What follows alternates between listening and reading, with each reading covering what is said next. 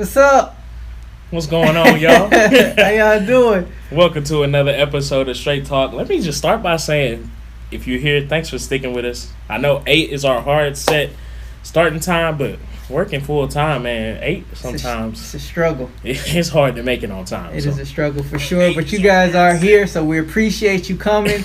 This is the Straight Talk podcast with Fella and Rev. I am Fella. This is my buddy Rev Rowe. How you doing today, Rev? I'm good, man. It's been a long day, but I'm good. I'm happy to be back. How about yourself, young man? I'm good. I'm straight. Yeah. It's gonna be a long night. Yeah, we gonna work through it. Hey, let us start by saying, though, in a moment of seriousness, still have yet to see the arrests of the killers and cops. You know, these aren't just normal street civilians. These are cops, the killers of Breonna Taylor. We've yet to see an arrest made, and it's been at least almost 200 days by now, ain't it? So It's been long. we need to make that happen. I ain't been 200 days, but it's been long. I mean, it's creeping. It's been over 150, days. so It's been close. It's we can- too long, and it really don't way matter. too long, right? It really don't matter how long it's been. It's too long already. So Let's go ahead and get that rolling. Anyway, getting into the show. Had to get that out the way. This is gonna be the interesting part, y'all. Y'all probably wonder why we keep laughing. We got our boy Hank in the house. Hank the legend. If you have been with us from the old days before the visual times, Hank used to be on sometimes. But the thing is, we're figuring out if you can hear Hank. This is the first time we've had a remote guest via video.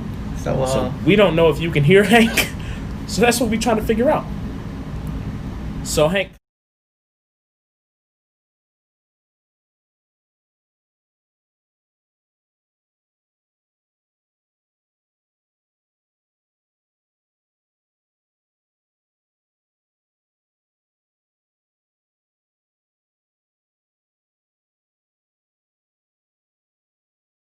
Our audience may not be able to hear you, but if you saw his lips moving, he was talking about the last time he was here. He was talking about Boogie Cousins' fit with the Golden State Warriors. So that's how long it's been. Summer of 2017?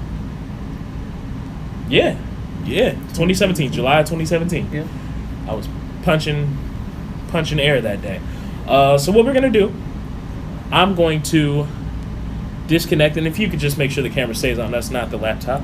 I'm going to go ahead and disconnect our AirPods here, and we're going to see if that allows us to do some more damage with Hank the Tank here, so you guys can actually hear him, because currently this is not the move.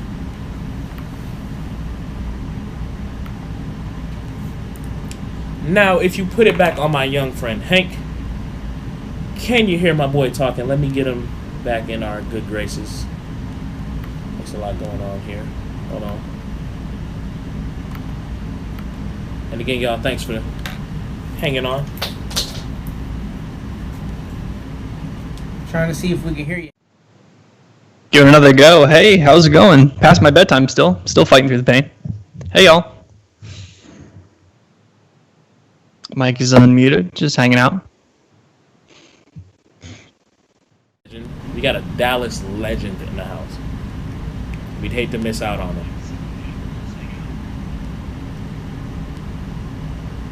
Can't hear Hank. Sorry, I just heard his voice. No, you know what probably happened? Let me think. Okay, well, unfortunately, Hank, I know you can hear us. I just need you to answer this question for me. I'm going to read your lips.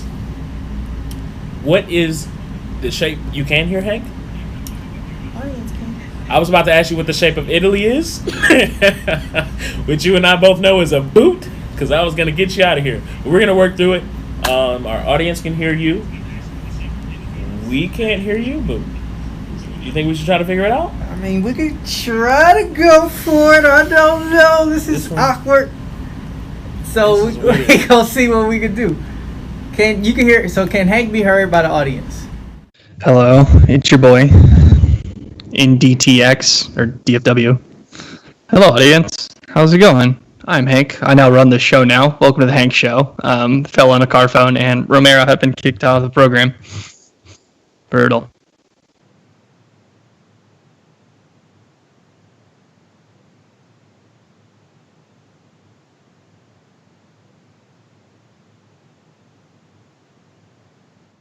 I won't be able to hear either of those things. None of them. So I'm just we're gonna feed off of y'all and hope we can, you know what I'm saying? Oh, wait, maybe. Hear me out. You have the comments pulled up on your phone, right? You've got the stream pulled up on your phone. Give me your phone. I'm putting my AirPods on your phone. This is the fix, everybody. The first 10 minutes of this show are a little complicated, more than we probably thought they would be, but It's just gonna be a delay. we working through it, y'all. You know, we trying to expand and do different stuff. And if y'all learn, We gotta do stuff. yeah, let me see. Oh, look at the baby. Where's your settings? I feel like somebody's mother. Okay. We're cooking with gas here.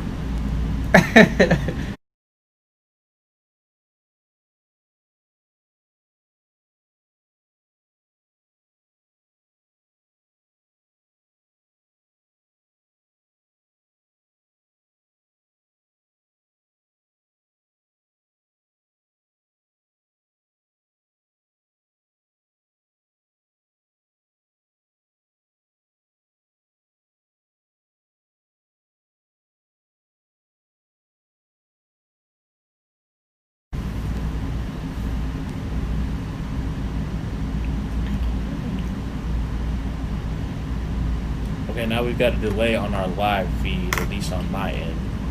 But I do believe from here on out, once the stream catches up a little bit, We should be able to hear them. we should be And good. it'll be like one of those. I know y'all seen those little. What happens in news a lot of times are you doing those live shots, and they'll be sitting there with the mic on, and they're just sitting there, and then they just start talking. That comes from the tape delay. So that's basically what's gonna happen. We're gonna be talking. We're gonna say something to Hank. It's gonna be like a 7-minute break, maybe for us to reply. Or I'm sorry, not 7 minutes, but 7-second break for us to reply. Just because we gotta wait to hear what he says before we can start talking. It's gonna be a little bit of a delay. So There we go. It might not even be 7 seconds. But okay, all right. We're figuring this out, y'all. We're Okay. figuring it out. So, we want to start off by talking about the NBA draft lottery. yeah. First and foremost, we got to say who got the number 1 pick. Shout out Minnesota Timberwolves. T-Wolves, Um, y'all welcome. We gave y'all that look. The Warriors gave up. We let the Timberwolves get this first pick, so we can get the second pick, and then so that's what it is. anyway, Warriors with the second pick. Are they trading it or not? What do you guys think? What are we thinking? They're probably gonna trade it. Hank?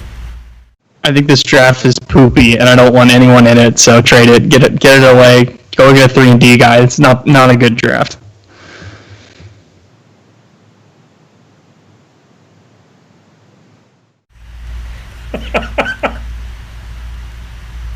I think this draft is poopy. Okay, I like it. He's not wrong because number 3 is the Charlotte Hornets. Number 4, Chicago Bulls. Number 5, Cleveland Cavaliers. And then the top picks of this You draft. notice are I gonna haven't be- said the New York Knicks the yet. Knicks. We on pick 6. We have Poor not Knicks. gotten to the Knicks. Poor Knicks. And what he's talking about with the draft being poopy is top. He doesn't like LaMelo. I kind of like LaMelo. LaMelo's fine. But then you got like Obi Toppin, Anthony Edwards, Wiseman. James Wiseman are kind of like the Yeah. top options, and it's just like not really much. I think I James think- Wiseman would be good, but I don't think the Warriors would draft James Wiseman simply because that's going to be a project. All centers are projects. Yeah. But I think LaMelo's going to be good. I don't know. Why don't you like LaMelo? Heard it here first. LaMelo's going to be a baller, rookie of the year. Take it away, Hank. LaMelo, the problem with LaMelo is he's a point guard who's 6'8", right? Like he's gonna have the Michael Carter Williams problem, where honestly he's probably a better wing player than he's gonna be a point guard, and unfortunately he's gonna get jammed into being a creator and a shot creator for others, and I don't think that's gonna fit his skill set in the NBA, and I don't think he can play any defense at all. So we'll see. He shoots threes from the logo and all that crap, but I don't think he plays in AD, and I think he's just too tall.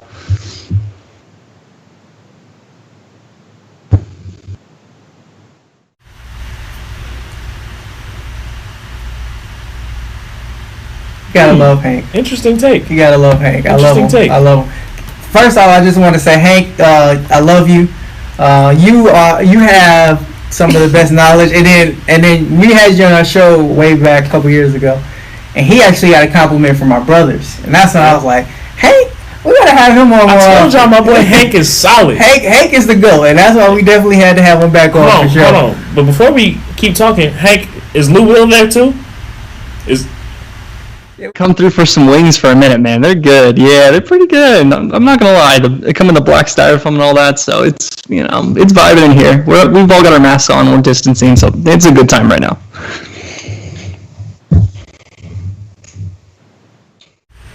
The black styrofoam. Okay, that's cool. In Magic City with it. I don't want to see no mask, but I mean, I'll take your word on this. Some mask on there. Some mask on there. So anyway, just the draft lottery. I honestly feel like one of the things that hurts the draft this year, with the pandemic kicking in, college basketball got cut in a weird spot, so we didn't get to see some of these young players play as much, especially on that big stage of March Madness. And then with the draft being so far delayed from when we're used to it being, and the lottery, it just feels like the hype has kind of died down.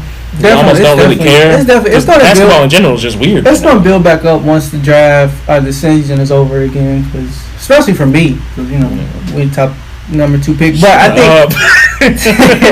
think the picks I do like. I think LaMelo's going to be good. I think Anthony Edwards is going to be decent. They probably hyping him just because, like Hank said, there's not much talent in this draft. Yeah. And I think Wiseman is going to be good. Wiseman's just going to be a James Wiseman. He's just going to be a project, so it's just going to take a little bit longer for him to be good. So LaMelo's the best player in the draft. You heard it here first. Hank totally agrees. I wouldn't. You can tell by the look on his face.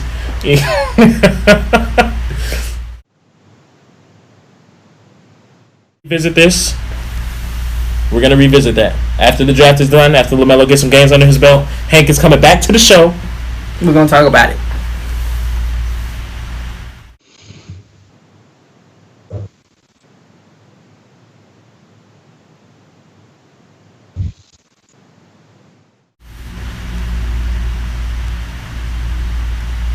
And that's all from Hank. So moving forward, like I said, it's an awkward delay for us, so we can't tell if he did say something because we're waiting for it. And then we get to it sometimes and it's nothing. So moving on from the draft lottery, let's talk about the playoffs. What are we talking about with first round? Well, let's just start East real quick. The Bucks, I guess they got zapped by the Monstars to start. Because the Magic won the first game. Didn't see that one coming. Yeah, but a lot of people, I feel like we're jumping the gun. It's like, that's why we ain't picked the Bucks. That's not really why. No. I don't have faith in the Bucks, period, but it wasn't because, like, that didn't affect it. That didn't make it seem like, this is why I didn't pick the Bucks. It's just one game. Like, they came back and smacked them today, so. No, they did them dirty today. Yeah. Today, Giannis actually had help. Game 1, he had no help. Yeah. He had to backpack it. Today, a lot of people said. And that's really what it is with the Bucks. It's like, you got Giannis, and you kind of got, what's his name? Middleton. Chris Middleton. You kind of got Chris Middleton sometimes. And then it's just like, everybody else is a super wild card. They can hit shots, but they're not going to be consistent enough to where I feel like they won't be able to win 4 series in a row, win 16 games in the playoffs. So. And Hank, I just want to know your take on this because we talked about it before. The key to beating the Bucks, in my opinion, you can let Giannis have 50 a game if you want to, but if you don't get that supporting cast involved, they're going to get rolled out pretty quick. What are your thoughts on that? The Bucks are a weird team. They're like a fake good shooting team. Like, Bledsoe's not a good shooter. Their good shooters are Middleton and Brook Lopez and like Korver and Marvin Williams. But like, honestly, like their shooting's not great in their starting lineup, and Coach Bud just refuses to try different lineups. They're playing Brook Lopez too much. They're playing Robin Lopez too much. You know, maybe a lineup with George Hill and Korver and Marvin Williams and Giannis is the only non-shooter. Like, maybe you'll generate some more points that way, but right now they're just clogging the floor a little too much. I know they got to win today, but it's a weird team and a weird lineup choices that they've been doing all season. Too many guys play for them, like way too many players. They're playing like 12 guys a game almost. It's ridiculous.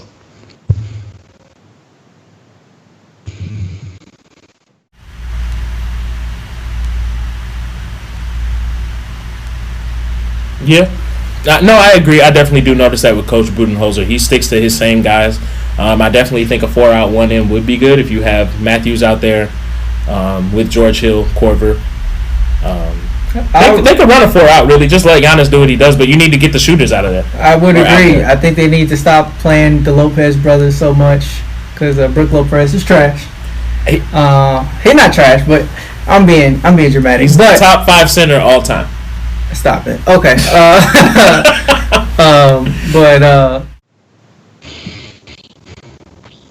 Have all the shooters that people like to think they do. Yeah. But they have some streaky shooters. They need to get the older Antetokounmpo brother in. That's what they need. He's Weapon X. No. They need to give some other I just people don't think they got enough. I just don't think. No, I don't think they have. Budenholzer always has those teams that's just like they do good in the regular season, then they get into the playoffs and then get smacked. Yeah. So moving on from that Bucks matchup, we got to talk about the Portland and the Lakers. Oh, you just said forget the whole East. Just forget the whole East. I just want to throw out there, T.J. Warren has not shown up yet. They've been getting killed. My Raptors are still looking good. Eastern Conference champions. Just wait on it. Hank, I know you got to agree with that one. That's a top-notch hot take. Portland gets smacked right now. Okay, just forget the rest of the East. Yeah, let's go on to Portland because Portland is down bad. At halftime, 56-39. 56-39. If I was able to watch the game, I'd be able to determine if they'd be able to come back. I think that it's not gonna. They might get dubbed today. You think they're gonna get dubbed? They might get dubbed today. Actually, I don't know. Hank, first of all, I would love to know your Game 1 thoughts. Are you at all surprised by the Portland Trailblazers really coming out of the gate that hot? And what are your predictions for the rest of this series? Portland didn't play great, and the Lakers just played worse. Like, Kentavious Caldwell-Pope and Danny Green shot like 2 of 15 from 3 or something ridiculous. And Portland got really lucky when Hassan Whiteside had the game of his life. I think he had 5 blocks at one point. It was a weird game. Didn't really flow well. Carmelo's, scoring a bunch. It was a game that the Lakers lost more than Portland pulled out. And I think everyone thought, oh, that's sick. Portland's just going to get better. But we're seeing tonight when the 3 start dropping for the Lakers and Portland's just, their second best player has a broken back, for God's sake. It's not going to work out. This Portland run's fun. They might pick one more game off, but LeBron's going to wake up and Anthony Davis is just going to start cooking, Hassan Whiteside, who's probably the worst center in the league at times. So I'm not too worried for the Lakers here, honestly. In that series, do you think the Lakers are going to win? Yeah, there's no shot. Dame can only do so much, and CJ's got a broken back, for God's sake. So it's, unless Nurkic just turns into Kareem for the next couple weeks, it's going to be the Lakers probably in 5 or 6. I don't see Portland really pulling much out of this one. Don't you doubt Dame now. I broke my back. Spinal. You said that after the game. Also, when did he break his back? I didn't even know about that until they mentioned it the other night. I don't know. It's probably something that happened. I'm not really sure it happened. Anyway. You think it happened a while back? It's been a minute. Okay. I wonder why they didn't get it fixed then. An eventual third party. Darius says it's been a while. Moderator. But anyway, I guess the Lakers showed up tonight. You know that. Yeah, but what if they come back though? It's possible. It's always Dame time. Dame time. Hank disagrees. No Dame time tonight. No Dame time tonight. God, no. No.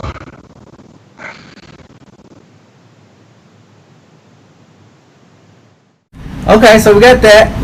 And then God, no. Lillard is 4 for 10 right now. 4 for 10. Okay. 14 points. Anthony Davis looked like he's having a better game. Look, what I will say about what Hank said, they're not going to. They barely won, or barely lost. Yeah. While they weren't hitting threes at all.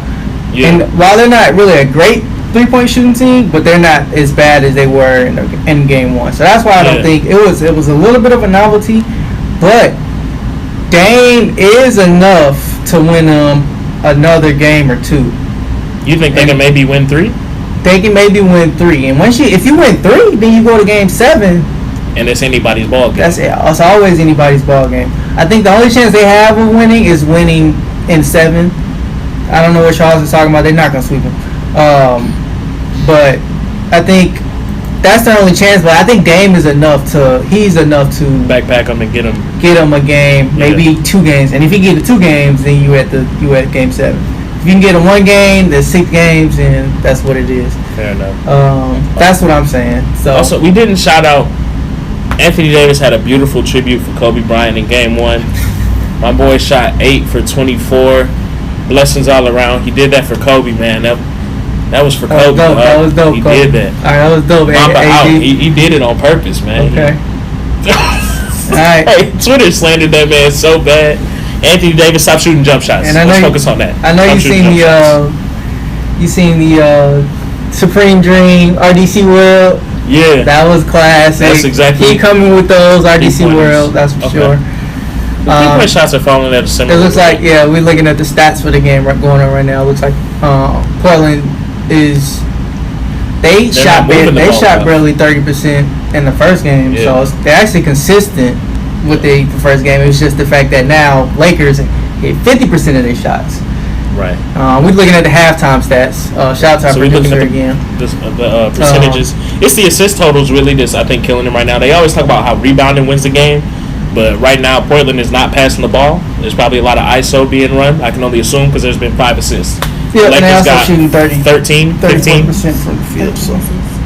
Yeah, so Lakers are moving the ball a little more. But let's move on to the other entertaining playoff battle in the West. This is the one we really want to talk about. Yeah, because we got a Dallas legend. Let's fix his lower third. I don't want guests on there.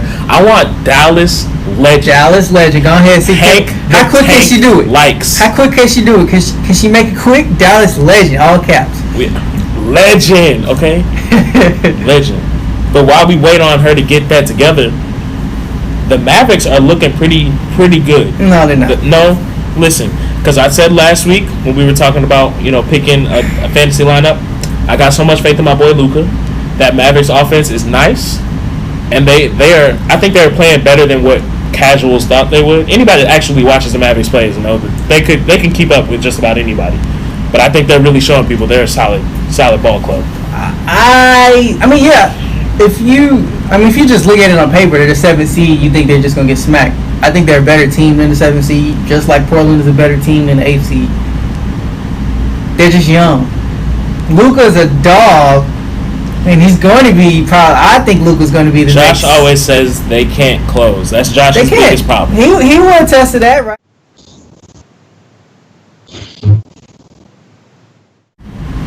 They're just young right now. Luka, I think, is going to be the next best player in the league, I would say. Now, he's definitely going to be top 3 for sure. And so I just think when it comes down to it, you still going to be in Quad Jordan. Still going against playoff P? Going up against playoff P. Okay. He had a tough I think game. everybody's scared of he had a bad game. Come on now. Josh, look. Listen, I'm not done. And then, I don't want to hear that bad game. And then you still got Lou Will, and you still got Montreal. It's just too much coming from LA Clippers right now. And I just don't think the Dallas is enough. Luka's young. He doesn't know how to. I mean, he's great. But as a team, they just don't know how to close. So I just don't think it was enough. They're going to be able to win games. I definitely didn't think they were going to get swept. They might even be able to push it to 6 or 7 games. But when it comes down to it, they're not going to be able to close it out. And it is what it is at the end of the day. So Hank, before I kick it to you, because of course, legend, we want to hear your thoughts.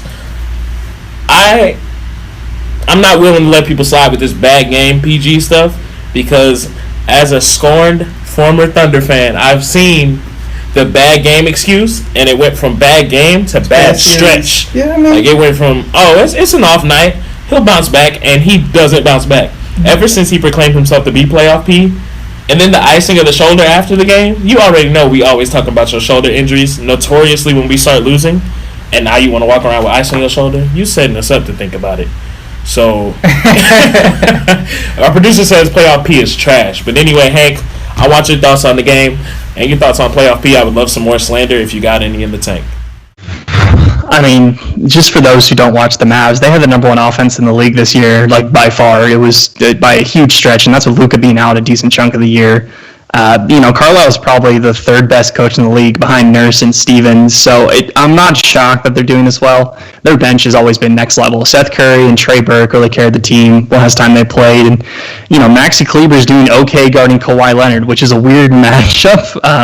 They've got Hardaway on Paul George, and Luke is guarding Morris a lot of the time. So it's been weird, but, if the Mavs just shoot 40 to 45 threes, they have a chance. And as long as Seth Curry is hitting like 7 of 8, they've got a chance to win a lot of games. So, with how deep their team is and how cute they can get with Boban and these weird lineups, they're going to sneak a game in or two. I agree they can't close. Once it hits those last 4 minutes, they're one of the worst teams in the league offensively. They just kind of give it to Luka and everyone stands around. And I wish they'd keep more of that motion, keep more of the pick and roll, but it seems like they just want to give the ball to Sevens and, let him do his thing at the top of the key, which hasn't worked, and they haven't done a good job closing games in the 2 years Luka's been on the roster. So.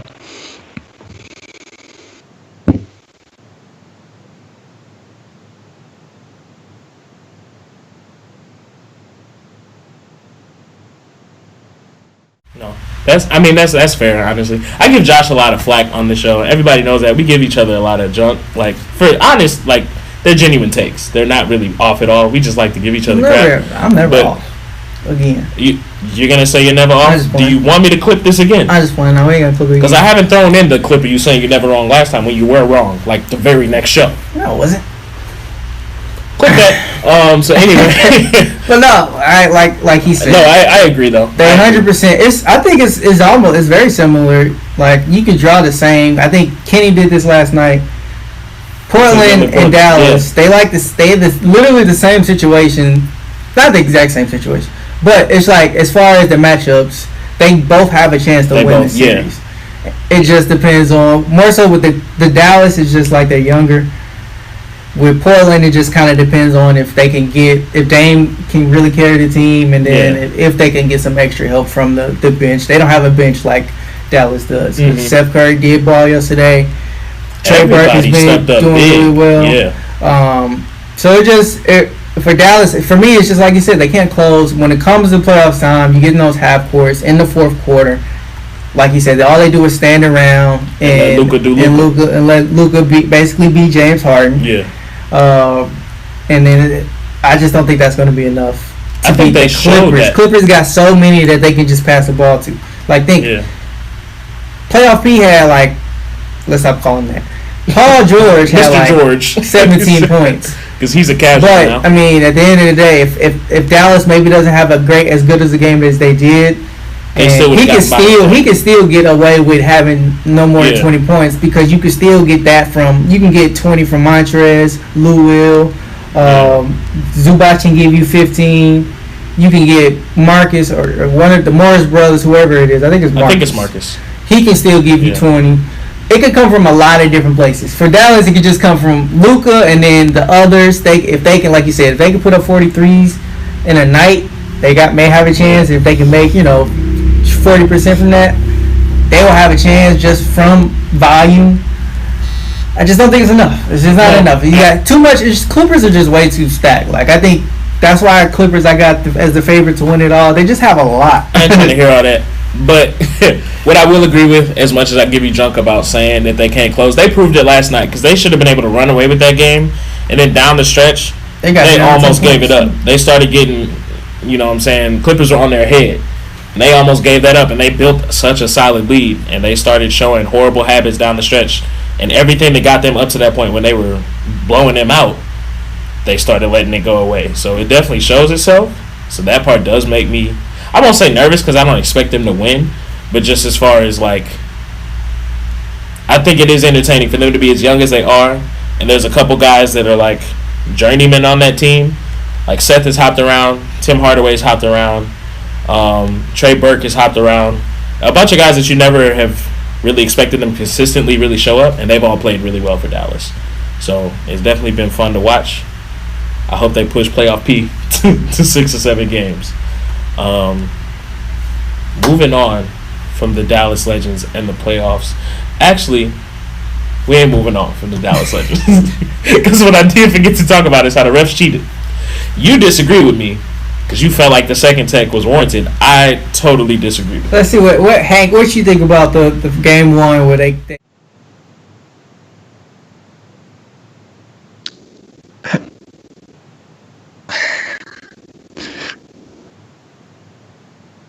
I mean, the problem was the first tech was just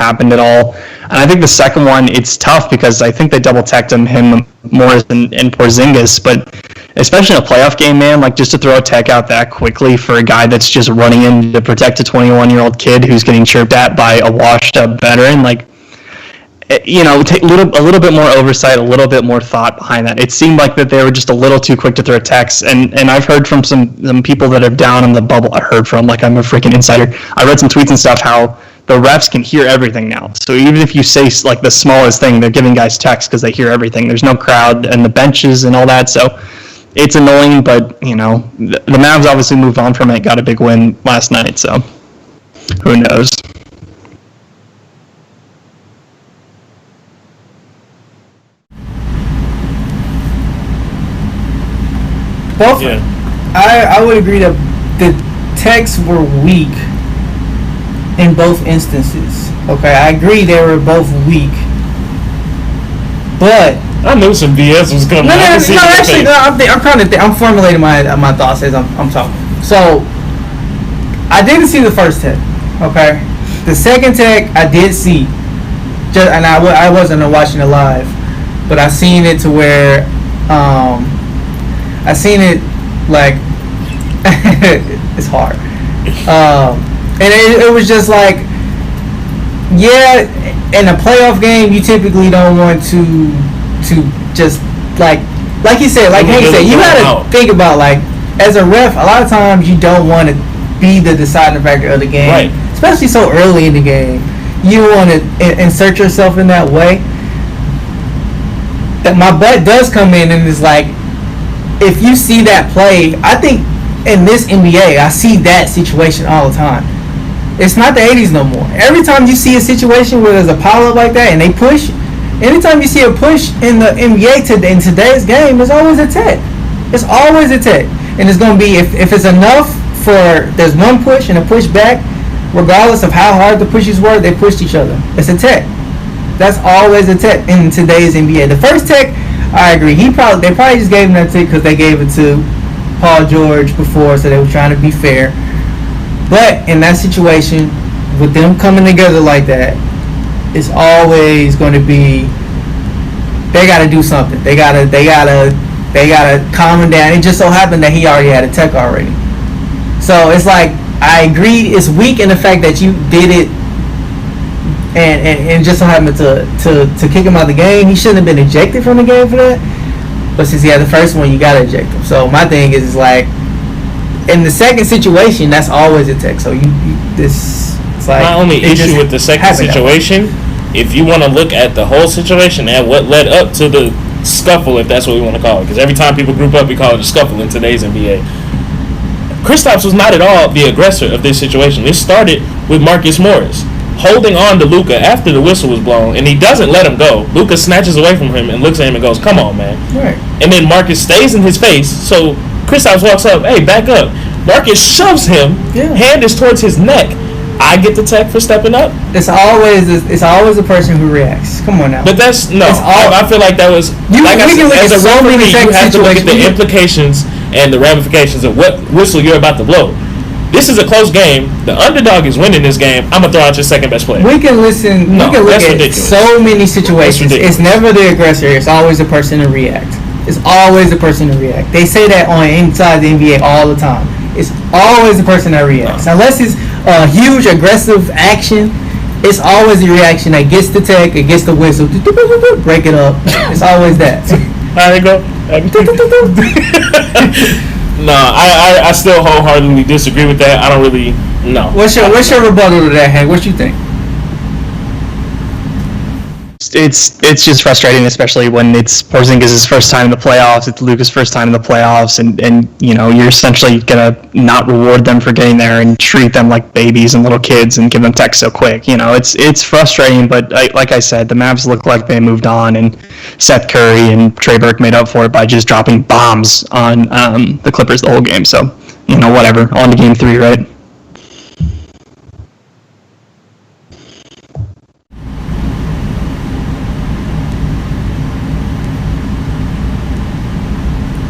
No, for sure. Yeah, see, sure. Hank's moved on. Why can't you move on? I'm not saying I haven't moved on, but like my sentiments are the exact same. Is like if this is a playoff game, like there's actual ramifications to this game. This isn't a throwaway regular season game. I don't feel like you should be walking around like a soccer referee throwing flags just willy nilly in cards. I mean, you typically do that series where you know it's going to be like they already got bad blood. Exactly. Back in the day when it's Indiana going up against Detroit, you want to control it early. Exactly. This is a young team. These are some 20-year-olds. They don't have any beef for real, so you don't have to come into this series. No bad blood. Young team, that team is a championship contender.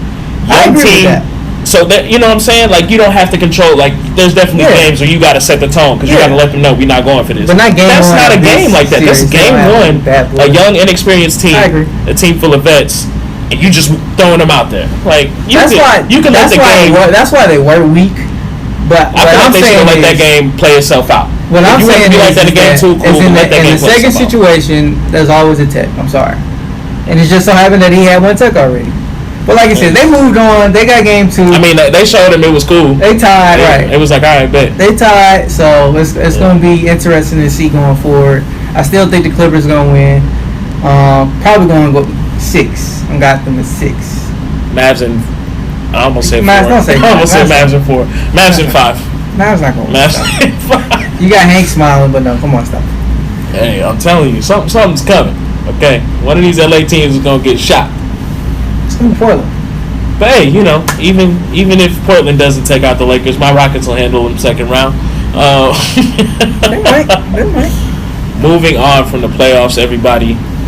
What I brought up to Josh and Daria in our group chat, and I want to get Hank's thoughts on this as well. It seems like every year, right?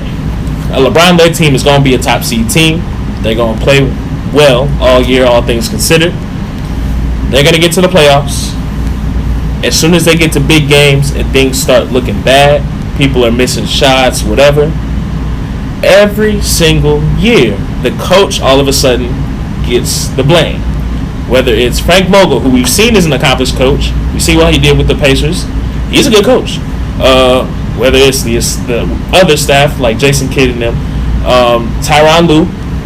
David Blatt was a project coach, but he's shown over a season he could be a decent coach. He got them on number 1 seed, and then the moment they lose to, first of all, there was a team thing and injuries going on. Like you couldn't basically put it on the coach. People kept wanting to blame the coach when things go wrong. Every year in LeBron's career. Luke Walton last year, don't forget about him. Luke Walton, yeah, I forgot.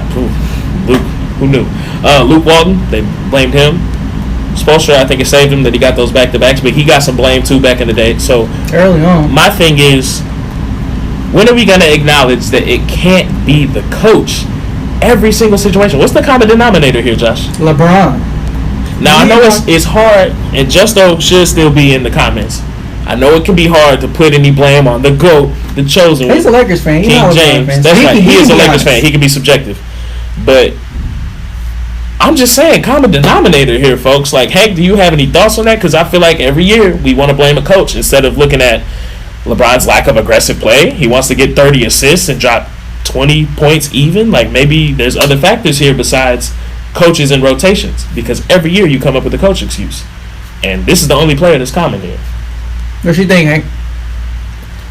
Well, David Blatt was not a project coach. David Blatt was the most accomplished coach, I think, in Russia ever. He won a bunch of EuroLeague titles. Like, the guy was the man. He won some gold medals and stuff. I will not stand for David Blatt slander. But with LeBron, when you sign a guy like LeBron, it's going to be a top-down organization. Like, it's going to be 23 or 6 or whatever number he's wearing is running the show. Like, his friends are going to be in the front office. He's going to be running the show. He's going to have his friends on the team. Like, that's how you get a guy like Jared Dudley on the Lakers who's not really doing anything for them, right? Like, that's just what you get. When you sign LeBron, you get the whole circus. You get the whole shebang. And unfortunately, a lot of the times, it's going to be the coach is going to get the cut a couple years in. Luckily, Spoelstra turned out to be, again, a top 5 coach in the league, which is cool.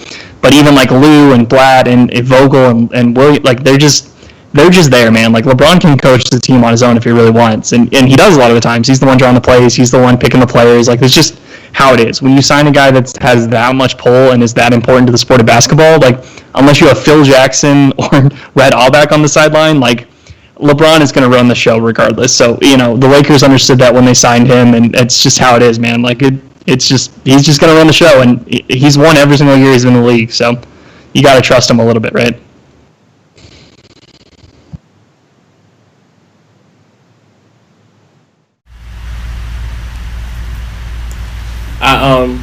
Like I said, we got a delay here, so we're still catching up on what he's saying. But first of all, Hank, I do want to shout you out for actually giving Blatt some clout. The reason I said project coach is because I feel like nobody respects David Blatt. Like, I think he's a pretty good coach, but I feel like I ain't want to get slandered, so I just said project coach because we didn't know if he was going to come over here and actually be decent. It did work out relatively well, but they gave him the boot as quick as they could. I think it's well said. What he's saying is, like, in layman's terms, and I've said this before, and it's on the court, off the court, it's the LeBron effect. Yeah. At the end of the day. So LeBron, like he said, is going to change. Really, is going to affect the entire organization. Let's go back to Cleveland, okay? Cleveland is horrible. Other than LeBron, Cleveland is historically horrible. Yeah. Like, unless you want to go back to the 90s. But just look at Cleveland now. Every time he left, it was just a poop show or a shit show. And then ever since, once he came back, it was great for 4 or 5 years. Then he left again. It's a shit show again. So it's just like,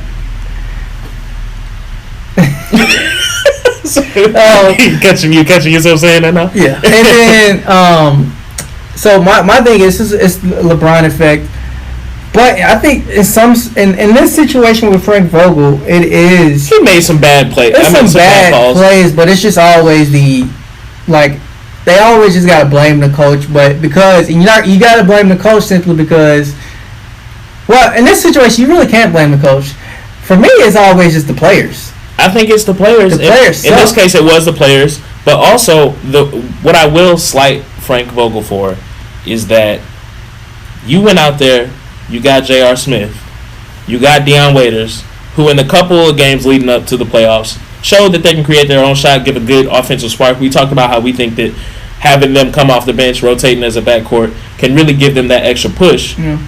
And when you see that they're struggling offensively, you see KCP is out there literally just getting a workout in. He's just doing runs at the Y because he played 30 minutes. Can you see if are they playing right now?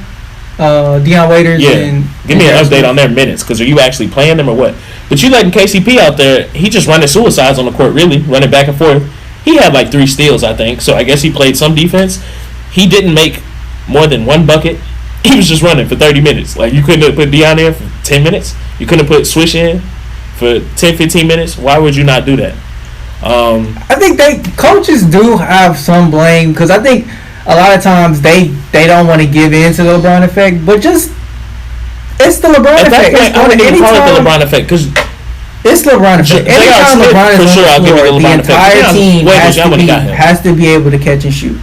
At the end of the day, he's going to put them in a corner. He's going to pick and roll them to death. Let's see how many minutes they got. Those are the averages, I think. Yeah, those are averages. But I think, but I'm saying, like, yes, he has to have catch and shoot players. But if you see that your offense is stalling, first of all, he played with J.R. Smith for 4 years. They won a championship together. Why at no point do you think, maybe I should put him in there? That's not bad. I'm saying he can create his own offense. It's the coaches. So in that case, I will give the coach some blame, because why did you watch Danny Green and what's his name do absolutely nothing? Why did you give Caruso so many minutes to do nothing? Caruso. When you could have, you could have put one of them in. You got to make some type of adjustment.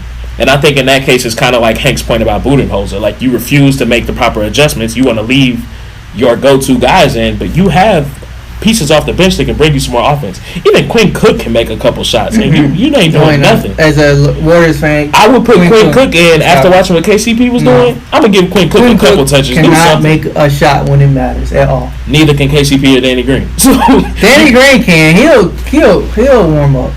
Maybe KCP. But game one, I'm saying I don't feel like I said, that goes back to the same coaching thing about Budenholzer. You don't leave people in. Update on their minutes. KCP has been in the game for 22 minutes. He has 16 points today. He's 5 from KCP has 16 points today. He's stepped up. Hot. Yeah, because they got on their ass. What about J.R. Smith and Dion Waiters? J.R. Smith, 7 minutes a game, 0 points. And Dion Waiters, 5 minutes a game, so they're not 2 playing. points.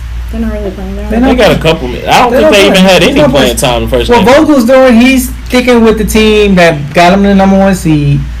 You don't betray your trust in somebody just that quick, just because you got, it's like the little, got a hot Ferrari that that you see, but you got a good trusty car. No, you kind of got to stick with your guys. You don't want to just. I don't agree with that in game one of the first round. This is okay. This is a good time to experiment.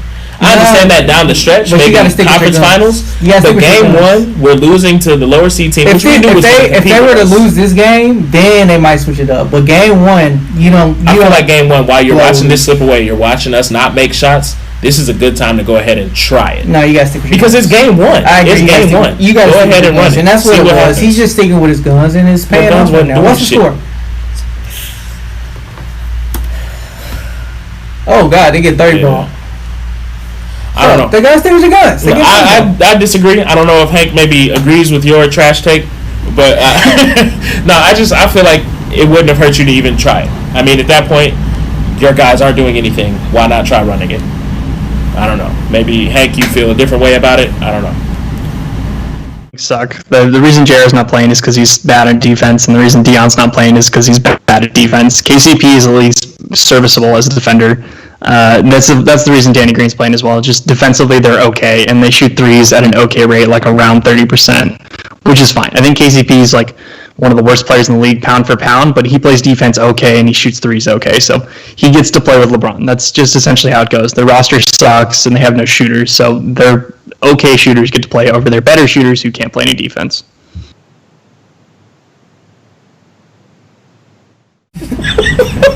Damn. Hey, he said pound for pound. He's weakest player, pound for pound. He really is. And the crazy thing is, he's supposed to be good. He's a first round draft pick out of Georgia. And yeah, it's just. How often have we seen that? Yeah. I mean, no, I'm not gonna ever like disrespect him. Shout out Anthony Bennett. But like I said, after a while, if you're not making shots, I don't see a problem with giving him a quick run. Especially as some of those points from Portland was pulling away. You need some buckets right now because nobody's scoring, and LeBron just wants to keep passing the ball. You ever seen that video? Same guy that did the J-Rob, what were you doing? He had the ball under the hoop, and he kept throwing it out, and he was like, shoot! And he kept passing it back, and LeBron kept passing it out. That's all he did game one. Like, he kept trying to pass. I guess he was going for 20-20-20 or something because he had like 15 assists, 15 boards. Score the ball. Anthony Davis isn't doing anything. Your shooters aren't doing anything. You need to score. I'm tired of this Magic Johnson impersonation. I'm tired of Mr. Point God. Like, dude, score the ball. You can do it. We've seen you do it. We've seen you do it. Please, step up. So anyway, I'm done with the LeBron effect. I just wanted to call out the fact that we always blame coaches and players, but let's focus on LeBron and his shortcomings. This is the one time I feel like LeBron slander is okay. But moving on, Hank, I want to thank you for stopping.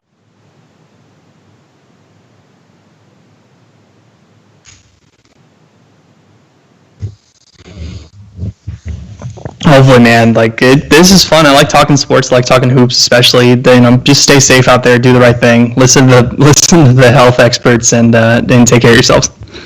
Thanks for having me, guys.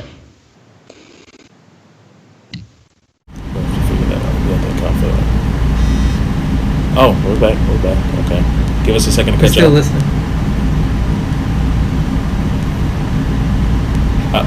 Okay. Hank says be safe during the pandemic. Love to see it. Appreciate it. Yeah, Hank, good to see you again, man. Thanks for stopping by. We look forward to having you back. Love you, man. Just something really quick I want to touch on before we kind of wrap up today. You know, last year when the Raptors did win the finals, like they just might do again this year, during the game I want to talk about that. Maybe we ain't got to do it tonight, but I got to get into it. Got to get into it. Yeah. And we ran a little long today, as always, whenever we have guests. But I just want to quickly touch on the fact that last year when the Raptors did win, Masai's coming down to celebrate. Masai Ujiri, if you're a basketball fan, you should probably know who he is as far as the Raptors are concerned. But he was coming to the court, celebrate with his team or whatever. A cop pushes him twice, right? But this cop put in a lawsuit last summer right after the final saying that he was assaulted by Masai Ujiri. But now the body cam footage has come out a year later showing exactly what happened. And nothing resembled an assault. He's pushing Masai Ujiri, and everybody around him is like, bro, what are you doing? Like, do you know who this is? So, I mean, what kind of, you know what I'm saying? It's crazy, man. And then it's a bad look on my Warriors. It's just like, thankfully he don't work for the Warriors. He works for whatever, the police department, whatever, security, whatever. But the fact that you are there and you're working there and it's like you're a security guard for the Warriors, it just makes everybody look bad. But it's just that's ridiculous. But that's the time of this world. Like and the thing about it is that you see that, but there's just so many other instances. We can almost go all the way back to Emmett Till, where it's just like we're hardly ever actually the aggressor. Whenever we don't get benefit of the doubt, or we have anything like this, it's just like at the end of the day, all you see is color. And if I accuse somebody that's black as a white person, I'm automatically believed. Even no matter at this point with the Masai this case it was slightly different though. It's not a class thing because obviously he's got a nice little suit. He's the fact that he's on the floor should let you know that he probably got a little bit of money. Whether you know he's the president of the other team or not, he probably got something. Where it's not a class thing. It's literally a black or white thing. So, and I can say that he tried to assault me simply because I'm white, and just based off that, I'm gonna be. And now knowing who he is, I know I could probably get a little bag off of this because he got money. Right. But two things I want to touch on from that though. First and foremost, people that kind of know Masai Ujiri and have a relationship with him, and they immediately were questioning that. Like that's not him. That's not his speed. Like that don't even make sense. There's a time and a place for that anyway. It's just like why would he even do that? He just won the championship. But then going back to. Also, I think this just goes to show we have a lot of ignorant fans in the NBA who think these players are privileged, they're millionaires, the presidents, this particular set of black people have no idea about prejudice. They have no idea about discrimination, harassment, because you assume that because they have a different level of privilege than we do, they're in a different tax bracket, that their experiences aren't similar to ours. But I think this just goes to show you, like you said, he in a nice suit. He's floor seats at an NBA Finals game. It doesn't get much more expensive than that, and you still are looking. Yeah, and he had a badge on too, and people around him are trying to before the cop pushed him, you can actually see people around him like, hold on, that's true, and he still pushed him, and he still gonna push and then pushed him again. Because it's a power complex. Yes. I want to have control, especially you got this badge as a security guard. You feel like you can control somebody. That's a whole complex thing. And then it's a black dude. You got a nice suit on, so you might be a little bit intimidated by it. It's a lot that goes around. Absolutely. That comes with it, and it's just a sad situation. Luckily, we do have the footage. Well, my thing, it's weird that they came out right around the same time. The body cam footage, and I think it was camera footage from in the arena, and then somebody that recorded the event. So you get three different perspectives on their interaction, and you start to see people come in the shot with the body cam. But then you also see, with the actual recording of the whole situation, people are originally shocked. Like, what is he doing? Do you know what this is? Then he pushes him, and they're like, bro, chill. He pushes him again, and people start getting involved. Like, yo, relax. Right. So and God forbid that didn't happen in a stadium packed full of people, because who's to say how that situation could have escalated? No, God forbid there was cameras around, because it would be a whole situation, and God forbid it wasn't just a black kid on the street. Well, that's what I'm saying. If it wasn't for that setting, we've seen how those type of situations can escalate. And then he's gonna have the same report that he got assaulted. Right. Mike Brown. You see it happen time after time. So I want to take that moment and this situation to just highlight for anybody that may be watching. You really do have to consider that. Don't think that their experiences are any different than ours. People were mad about the messages on the back of the jersey, or people kneeling. You guys don't experience that. You're wealthy.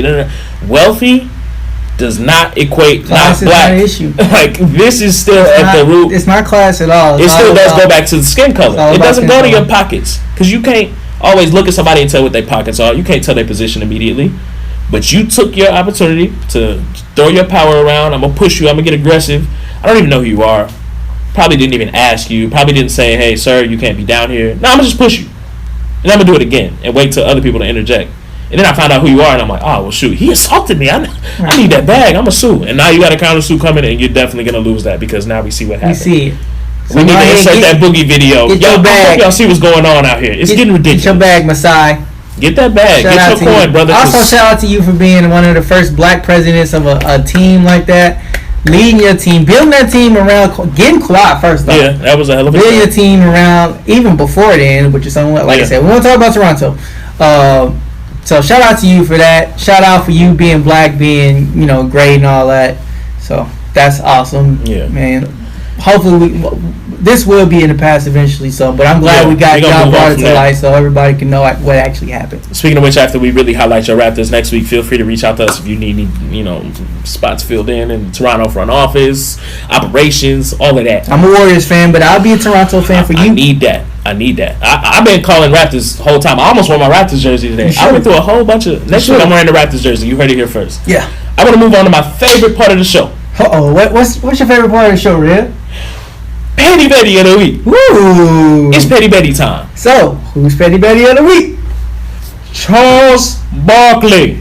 Chuck is Petty Betty of the He should week. be Petty Betty every week. Honestly. Chuck does something funny every single week. Every week. One of the funniest This people on is television. the Hands down. playoff basketball is the best time of the year simply because inside the NBA. Absolutely.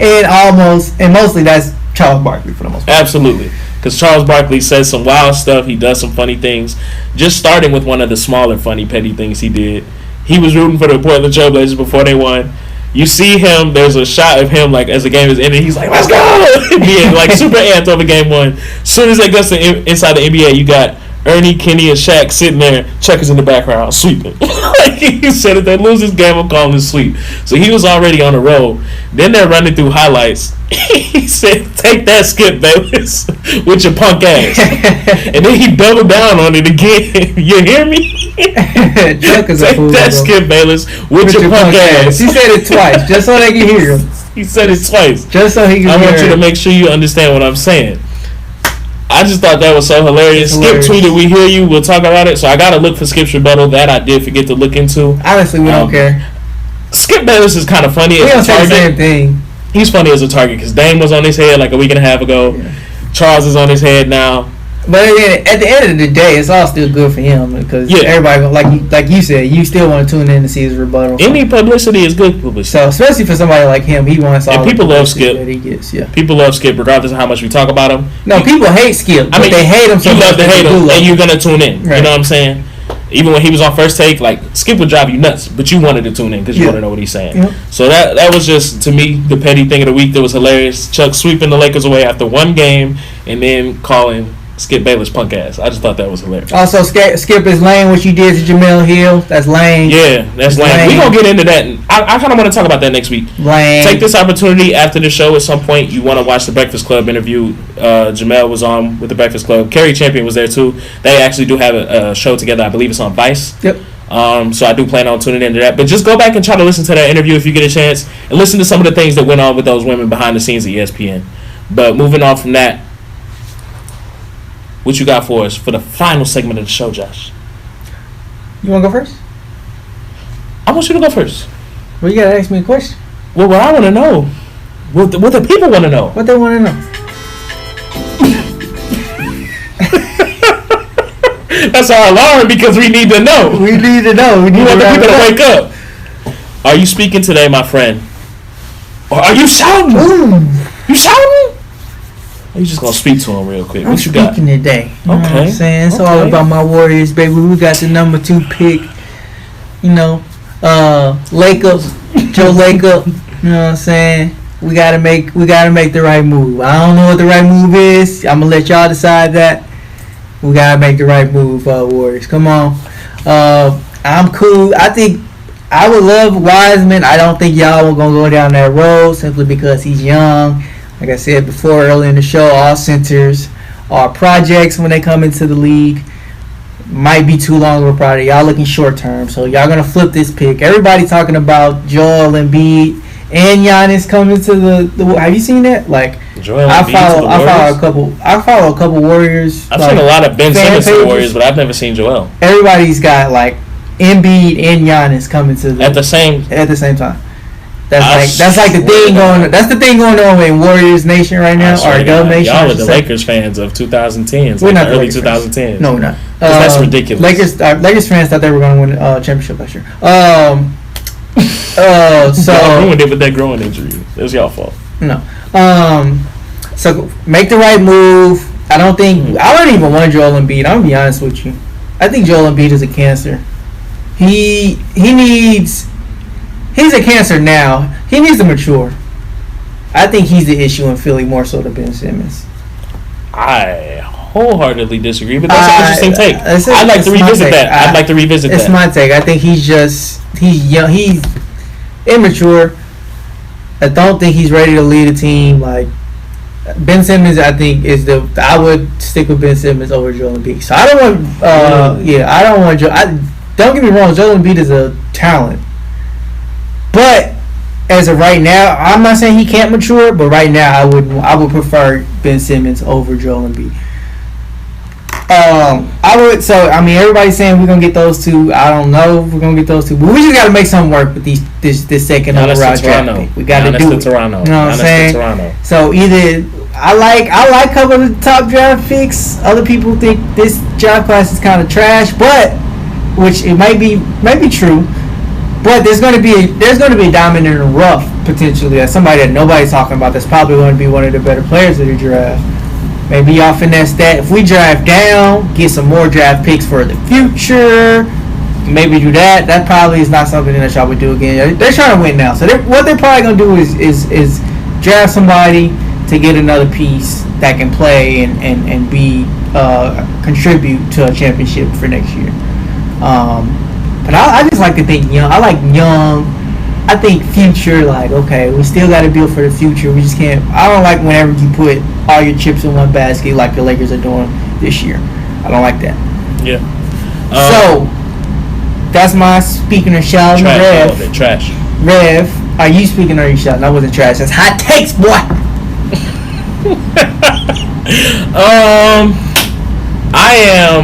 I am speaking loudly and aggressively. Not quite shouting, but you know what I'm saying? I'm in there.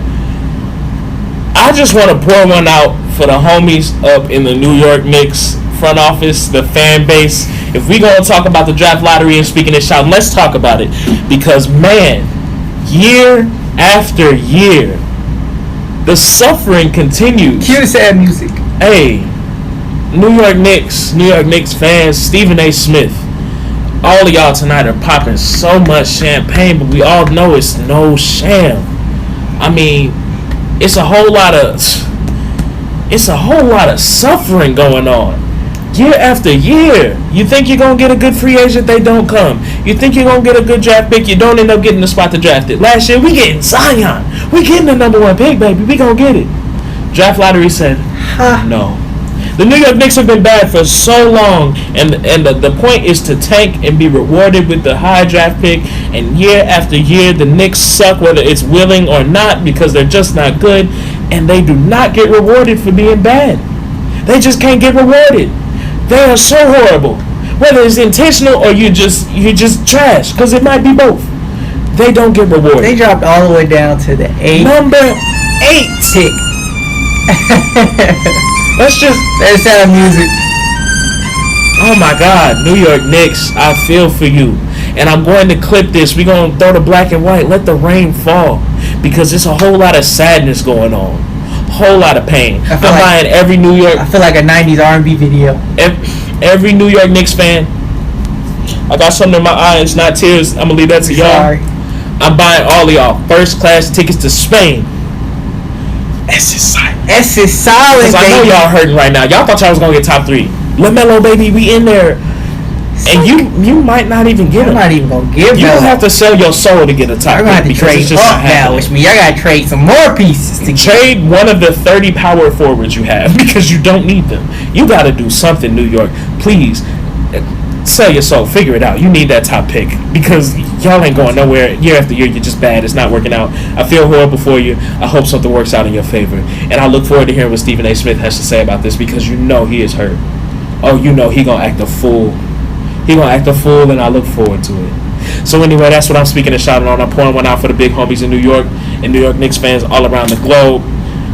But that's going to wrap our show up, man. Like I said, we ran a little late. Life is hard. So, if you're real, you're going to keep up with us regardless, and we do appreciate you.